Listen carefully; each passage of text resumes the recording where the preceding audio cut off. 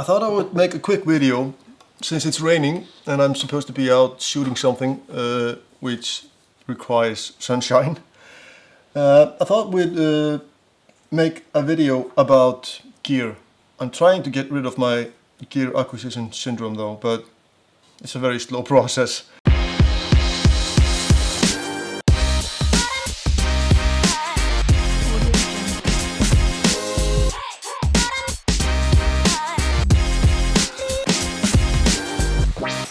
Anyway, I thought I'd talk about the gear I bring along when shooting search and rescue.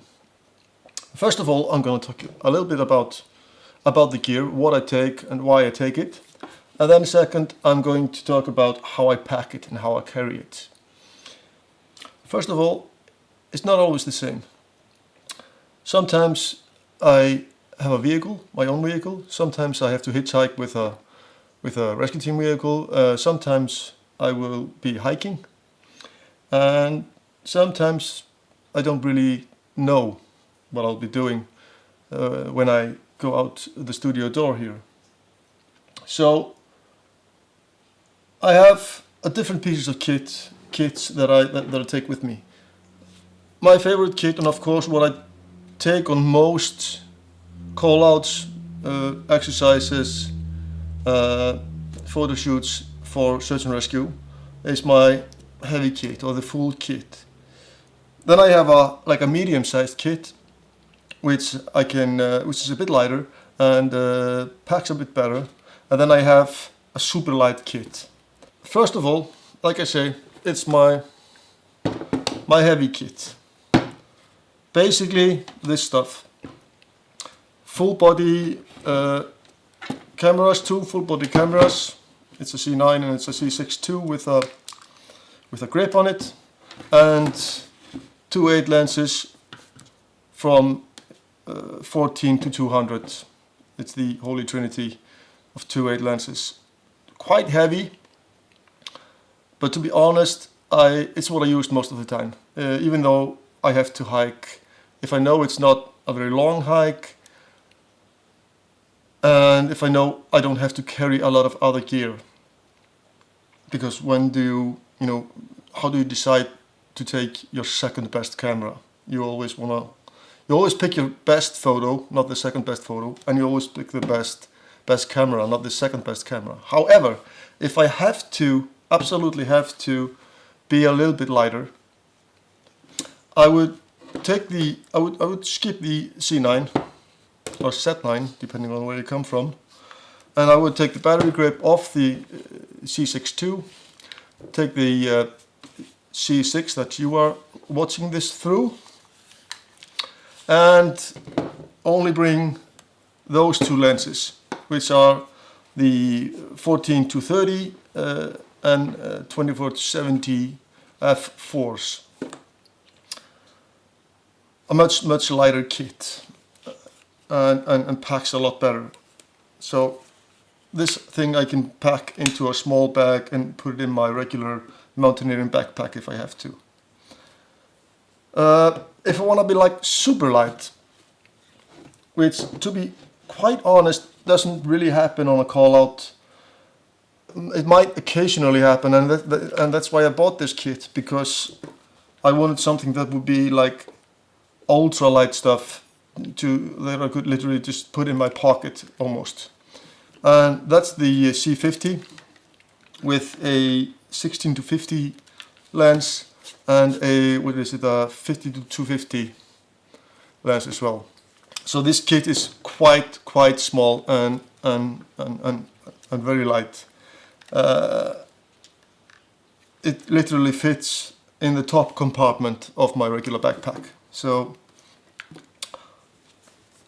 this is if I want to be ultra light. And of course the ultra super light, you know that one. On top of this, I sometimes, not always, bring a drone.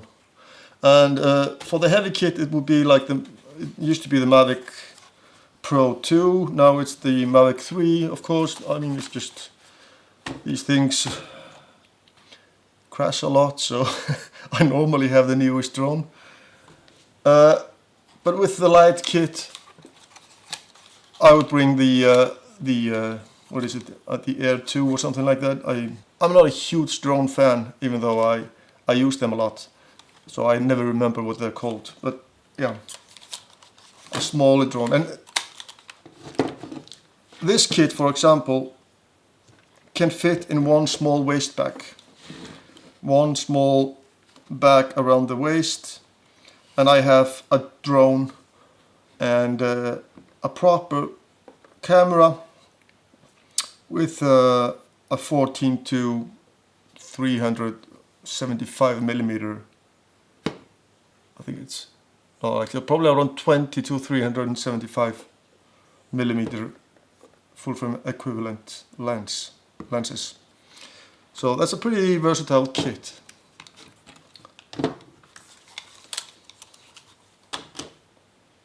Now, depending on which time I'm going out and what I need, I would, with any of these kits, I would bring 1 or 2 prime lenses. Now, either I would take just a 50 1.8 or a 35 and an 85 1.8.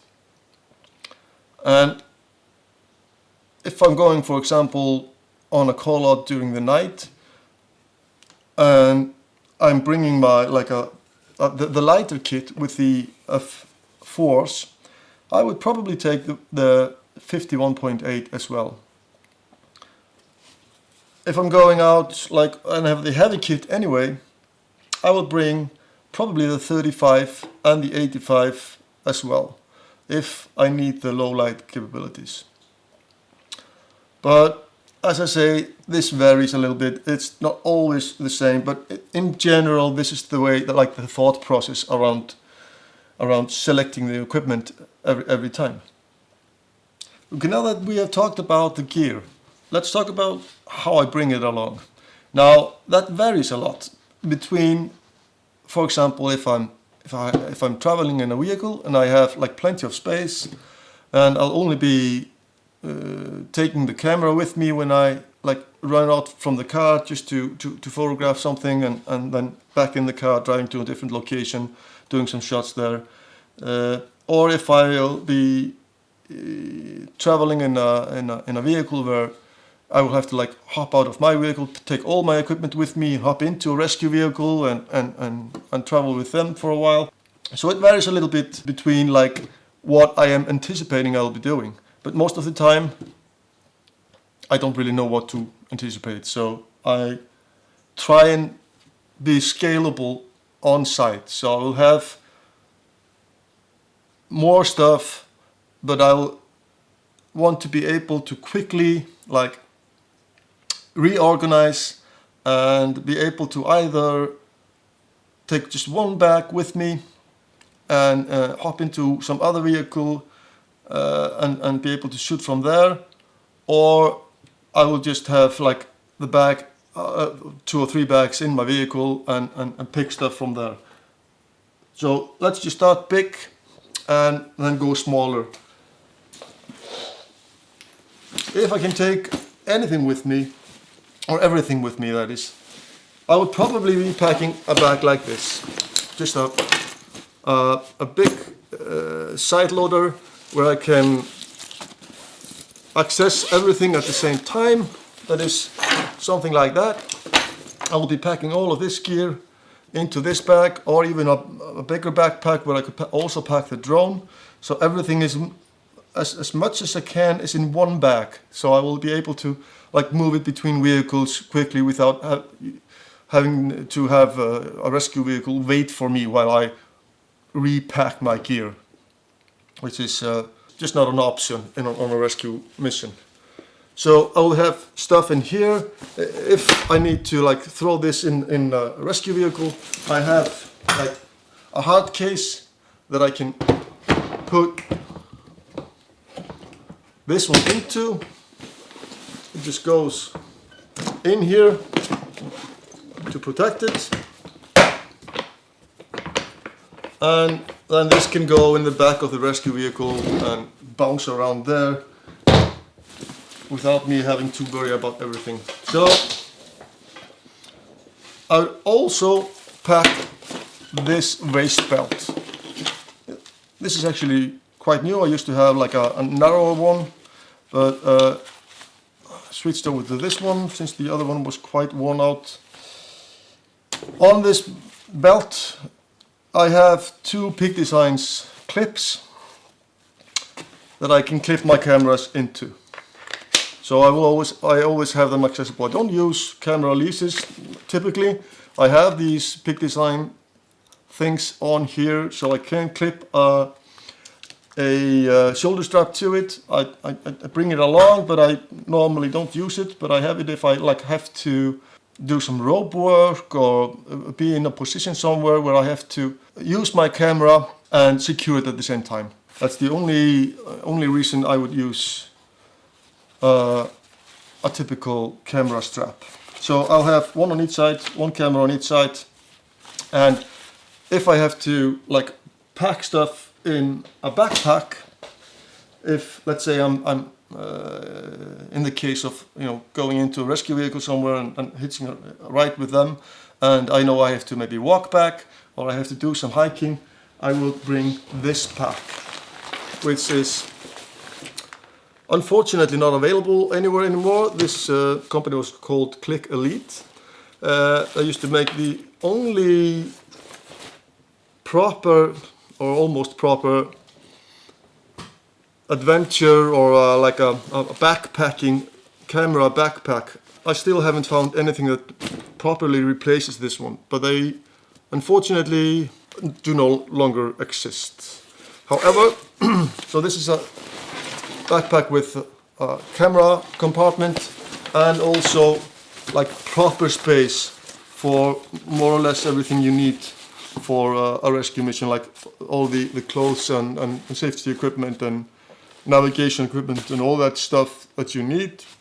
And I will make a separate video about that at some point if you guys want, or if I want to, because first of all, I'm doing this for me. Glad you enjoy it though, but I'm doing this because it's raining and I don't have anything else to do.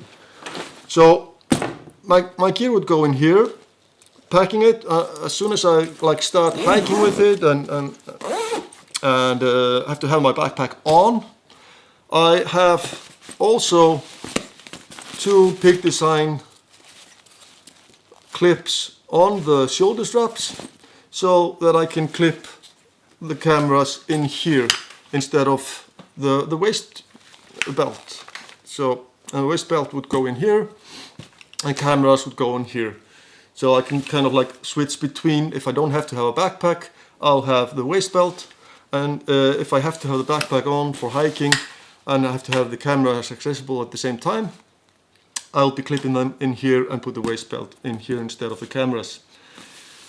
So that's the basics. If I want to pack the ultralight kit, I have,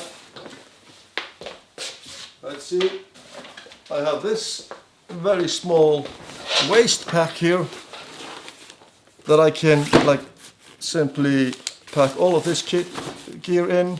I can put a prime lens if I have a prime lens in here as well, and I can get the drone and the remote in this compartment as well. So this is all I need for this kit. I might switch it up. I can also bring the F4 kit in this bag and the body in here in the middle with no lens, or have the lens on and put the body in like this. So lots of options with the smaller kits. I feel like I'm always saying with the kits, like I'm packing the kits, but it's a kit, not a kit. Okay, capiche? Anyway, I think that's all for today.